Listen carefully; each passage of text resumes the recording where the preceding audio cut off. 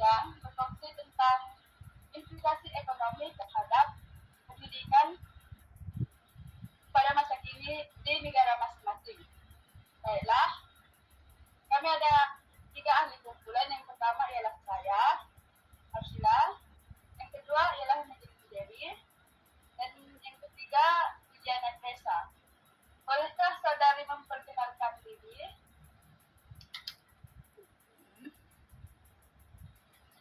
Terima kasih atas kesempatan yang diberikan kepada saya. Di sini saya akan memperkenalkan diri saya. Nama saya Jovi Herdila, biasa dipanggil Jovi. Terima kasih. Terima kasih atas kerjasama untuk memperkenalkan diri. Jadi tanpa membuang masa, mari kita teruskan sesi yang seterusnya. Saya menjemput saudari. Ini adalah arah penugasan. Ekonomi merupakan asas untuk pembangunan sebuah negara. Ia merangkumi bidang agama, pendidikan, sosial, dan politik. Secara berkumpulan berdua atau bertiga bicarakan implikasi ekonomi terhadap sistem pendidikan negara. Setiap kumpulan akan mengadakan perkongsian idea dengan rakan pembelajaran global berkaitan isu yang dibincangkan. Anda dikehendaki untuk mempertimbangkan dan mengaplikasikan kemahiran persembahan digital dan kursus GPPP 1092 dan tempo pembekalan adalah 30 menit. Aspek GPPP sebagai kumpulan kolaboratif menghasilkan serta membentangkan data menggunakan teknologi yang disesuaikan, yaitu tentang pemanfaatan digital pemikiran kritis. Baiklah, hari ini kami akan menceritakan tentang GDNK negara Malaysia pada 2022, penyumbang kepada ekonomi negara Malaysia. Dan yang ketiga, kami akan memperbincangkan tentang isu ekonomi dan cara mengatasi. Dan yang terakhir, kami akan menceritakan tentang implikasi ekonomi terhadap pendidikan. Baiklah, berikut merupakan data GDNK Malaysia untuk tahun 2022. Kita dapat melihat pengeluaran untuk perkhidmatan ialah sebanyak 65% dan untuk pembuatan 66%, rombongan dan pengkuarian negatif 1,1%, dan untuk pertanian tingkat sebanyak 0,4% dan pembinaan negatif 6,2%.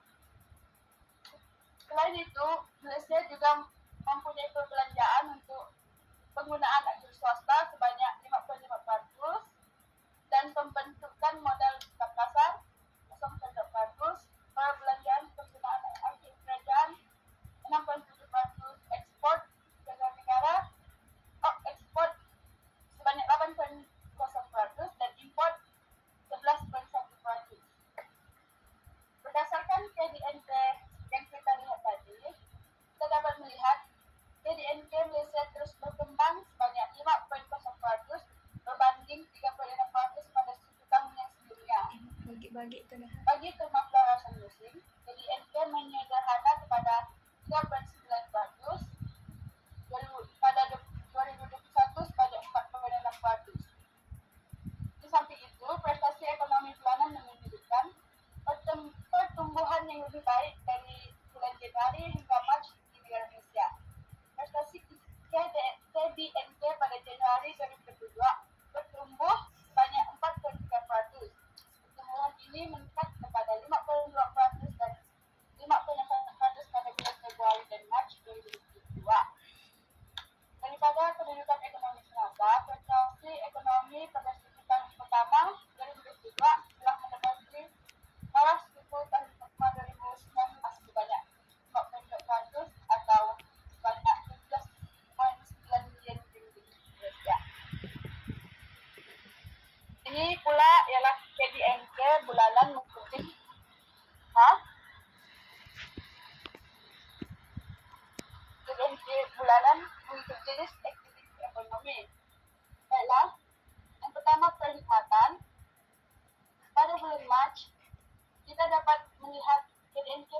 perkhidmatan untuk Malaysia meningkat dari bulan Januari hingga bulan Mac, di mana pada bulan Januari KDNK-nya ialah 53 dan meningkat kepada 7.6 pada Februari, tapi menurun sedikit pada bulan Mac. Untuk pembuatan pula, KDNK juga terus meningkat, di mana pada bulan Januari KDNK-nya ialah 7.1, pada bulan Mac 7.3. Untuk pertanian ada penurunan seperti pada 0.1. Perombakan dan pengkuarian juga mengalami peningkatan dari negatif 3.7 pada 0.7. Dan yang terakhir ialah pembinaan yang mengalami peningkatan. Adalah sektor pembuatan meningkat 6.6% seperti yang kita lihat tadi pada segmen pertama 2022. Perkhidmatan juga terus menjadi pendorong utama dengan pertumbuhan pokok sebanyak 6.5%.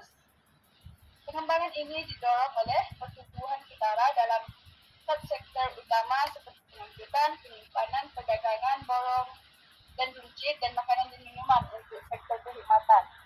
Untuk sektor pertanian juga meningkat banyak 0.2% berbanding 2.8% pada 1 tahun yang sebelumnya, yaitu 2021. Prestasi ini dipengaruhi oleh subsektor kelapa sawit, perikanan dan ternakan. Yang keempat, sektor pelombongan dan pengkuarian. Sektor ini merosot 1.1% daripada penurunan marginal 0.6% pada 1 tahun yang sebelumnya. Dan yang terakhir ialah sektor penerimaan juga menurun 6.2% berbanding penyusupan ketara 12.2% pada 1 tahun yang sebelumnya. Ini dipengaruhi oleh penurunan 16.1% dalam subsektor kejuruteraan awam dan 15.4% dalam bangunan kediaman. Baiklah, saya ingin berkongsi tentang punca pendapatan ekonomi kepada negara Malaysia. Yang pertama ialah sektor pembuatan. Seperti yang kita lihat, sektor pembuatan meningkat untuk KDNK Malaysia dan menjadi punca utama kepada pertumbuhan ekonomi di Malaysia. Yang kedua ialah sektor perkhidmatan seperti pengangkutan, perdagangan dan runcit, makanan dan minuman. Sektor ini juga memberi impak yang besar kepada ekonomi negara Malaysia. Yang ketiga, sektor pertanian. Sektor pertanian ialah seperti kelapa sawit, perikanan dan ternakan. Sektor pertanian memberi kesan yang sangat besar kepada ekonomi Malaysia, di mana sektor ini meningkat KDNK-nya untuk tahun 2022. Seterusnya, saya menjemput Saudari Lidiana untuk membincangkan isu ekonomi di negara Malaysia.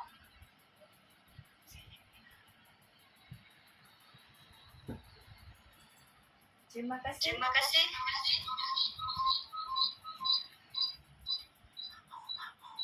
Terima kasih, Terima kasih, Saudari Marsila.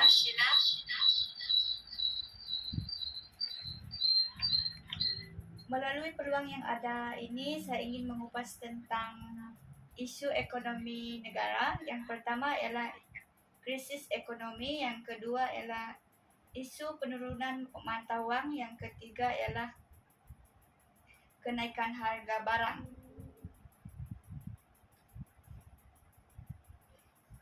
Next. Yang pertama ialah kenaikan harga barang. Cara untuk mengatasi adalah mengurangkan harga barang keperluan seperti petrol dan beras di dunia. Selain itu,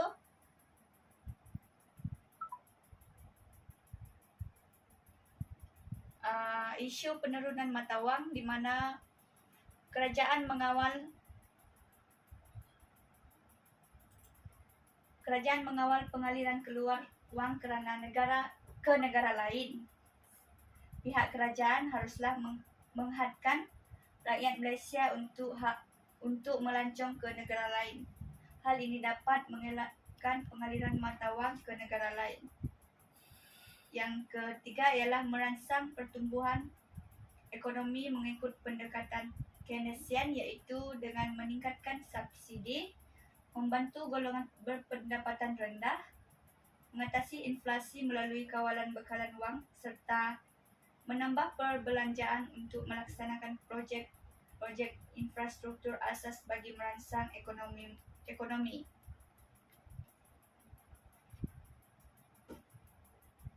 Seterusnya saya serahkan kepada saudari Madeline. Baiklah, saya akan teruskan dengan implikasi ekonomi terhadap pendidikan negara di Malaysia. Okey, saya akan teruskan dengan pengenalan. Pelaburan dalam bidang pendidikan di Malaysia disediakan kerajaan bermula dari peringkat prasekolah sehinggalah ke peringkat pendidikan yang tinggi. Peruntukan disediakan dalam pelbagai bentuk sama ada secara langsung ataupun secara tidak langsung. Secara langsung seperti pembinaan atau menaik taraf institusi pendidikan, manakala secara tidak langsung seperti subsidi misalnya, yuran pengajian, pemberian buku teks percuma dan voucher buku Satu Malaysia dan bantuan persekolahan. Seterusnya,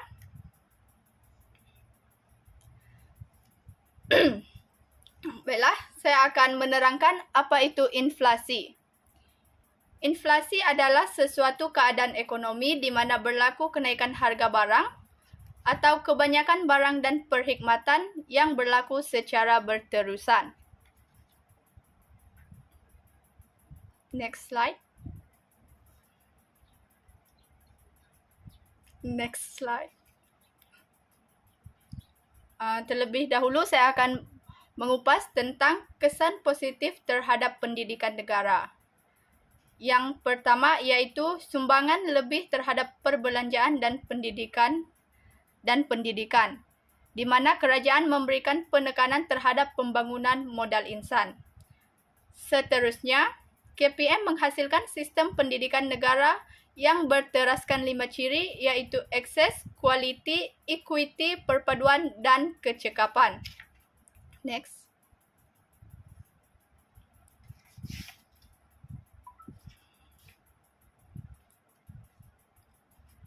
Saya akan beralih kepada kesan negatif ekonomi terhadap pendidikan negara.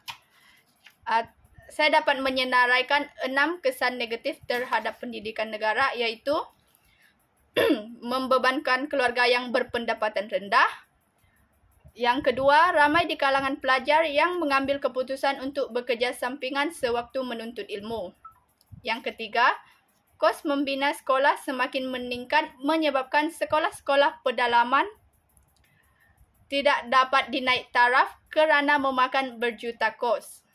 Yang keempat, kesukaran pelajar untuk pulang bercuti ke tempat masing-masing. Yang kelima ialah terdapat pemansuhan beberapa program. Yang terakhir, peruntukan beasiswa dikurangkan untuk para pelajar menyambung pelajaran ke dalam maupun ke luar negara.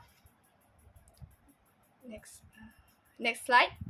Baiklah, saya akan memberi peluang kepada rakan saya yang seterusnya untuk mengupas tentang isi yang pertama.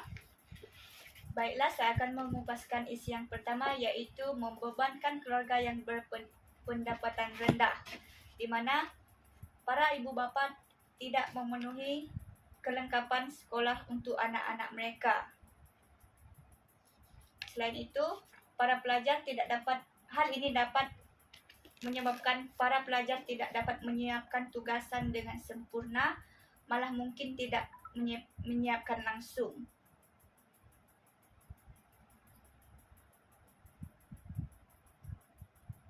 Yang kedua ialah ramai mahasiswa bekerja sampingan.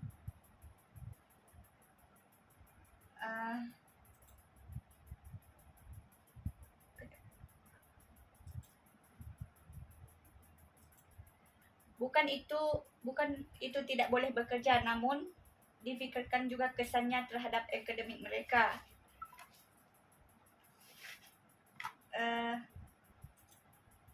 sudahlah bebanan akademik perlu ditanggung, ditambah pula dengan kerja yang dilakukan demi menampung sara hidup. Seterusnya ialah jika sebelum AUKU disokong dengan katanya, mahasiswa sepatutnya hanya perlu menumpukan kepada akademik mereka semata-mata dan bukannya berpolitik.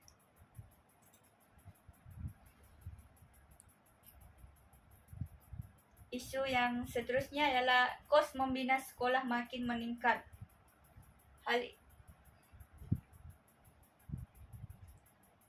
Menghantar anak mereka di sekolah-sekolah yang sudah sedia ada, padat dan tidak lagi dapat menampung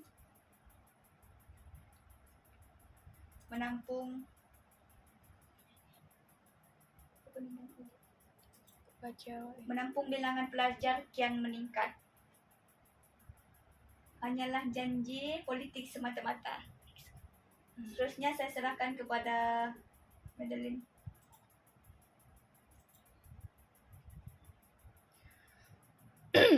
Baiklah, saya akan teruskan dengan isi yang seterusnya, iaitu peruntukan beasiswa terpaksa dikurangkan.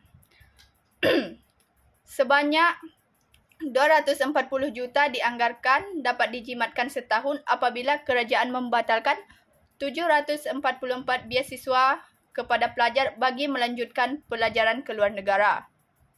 Purata kos perbelanjaan untuk seorang pemegang beasiswa Jabatan Perkhidmatan Awam iaitu JPA untuk setiap tahun adalah berbeza mengikut negara dan bidang pengajian yang diikuti oleh pelajar. Beasiswa JPA pada tahun 2015 ialah 1.93 bilion, manakala pada tahun 2016 ialah 1.6, yang menunjukkan bahawa beasiswa susut sebanyak 14%. Sebagai contoh, allowance maktab perguruan iaitu allowance kita sendiri. Contoh yang pernah terjadi iaitu pada tahun 2017 di mana allowance pelajar PPISMP ambilan Jun 2017 tidak akan menerima allowance semasa PISMP pada tahun 2016. Allowance pelajar PISMP bermula 2017 telah berkurang sebanyak RM250. Selain itu, allowance tesis tidak pasti akan menerima pada tahun yang akan datang dan seterusnya. Next slide.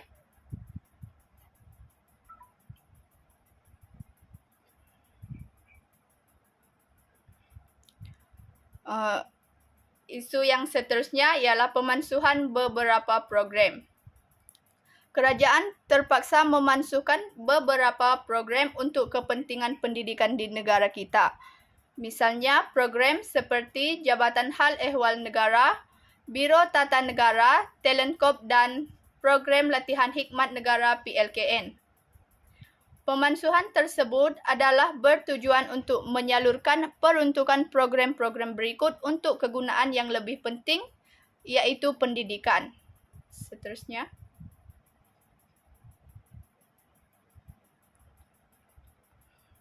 Okey, baiklah, saya akan merumuskan. Ekonomi sangat penting kerana dapat memberi kesan kepada pelbagai sektor, terutamanya sektor pendidikan. Oleh itu, semua pihak haruslah bekerjasama untuk memastikan keadaan ekonomi sesebuah negara sentiasa dalam keadaan yang baik.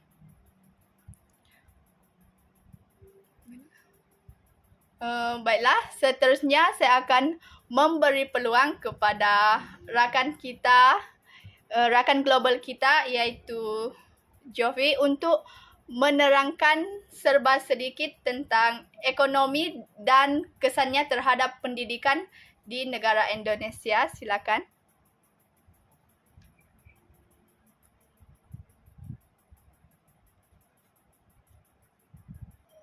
Yang pertama, KDNK Indonesia pada tahun 2014 yaitu pada masa kepemimpinan Presiden Widodo meningkat setelah dilakukannya banyak reformasi dan transformasi sehingga membawa negara Indonesia menjadi sebuah negara yang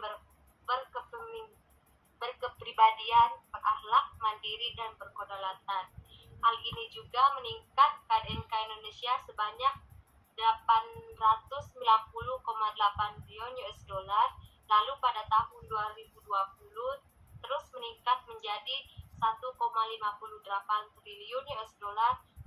Peningkatan ini terus berlanjut pada tahun 2021 dan 2022, yaitu 1,100 triliun US dollar dan 1,150 triliun US dollar. Yang kedua, sumber ekonomi Indonesia terdapat 12 sektor keunggulan atau sektor kunci perekonomian, yaitu sektor perdagangan, sektor industri kimia, sektor industri pupuk dan pestisida, sektor jasa, lainnya sektor pembangunan, sektor angkutan darat, sektor listrik dan air, sektor industri barang, karet, plastik, sektor peternakan, sektor kertas, barang dari kertas dan karton. Yang ketiga, ada dua isu dalam ekonomi Indonesia, yaitu pertama, adanya masalah ekonomi mikro, contohnya kegagalan pasar, diskriminasi harga tiket pesawat. Yang kedua, masalah ekonomi makro, contohnya pengangguran, inflasi, neraca perdagangan dan pembayaran. Dalam mengatasi permasalahan ekonomi makro dan mikro, pemerintah melakukan berbagai cara, yaitu relaksi pajak, penyaluran BLT, kredit UMKM berbunga rendah, penempatan dana di perbankan, belanja besar dan besar-besaran. Yang keempat, implementasi ekonomi dalam pendidikan, yaitu dapat menunjang kelancaran proses pendidikan dan sebagai bahan pengajaran ekonomi yang membentuk manusia ekonomi, yaitu manusia dalam sehari-hari yang mampunya memiliki kebiasaan etos kerja, tidak bekerja setengah-setengah, produktif dan hidup efisien. Oke, baik, terima kasih. Baiklah, terima kasih kepada Saudari Jovi yang sudi untuk berkongsi kepada kita pada hari ini. Terima kasih. Baiklah, kita berada di penghujung rancangan. Terima kasih. Tidak kedengaran suaranya. Terima kasih. Sekejap. Saya off mic tadi. Alah, terrecord lah kan? Tak apalah. Terima kasih Kak Javi. Ya, terima kasih kembali.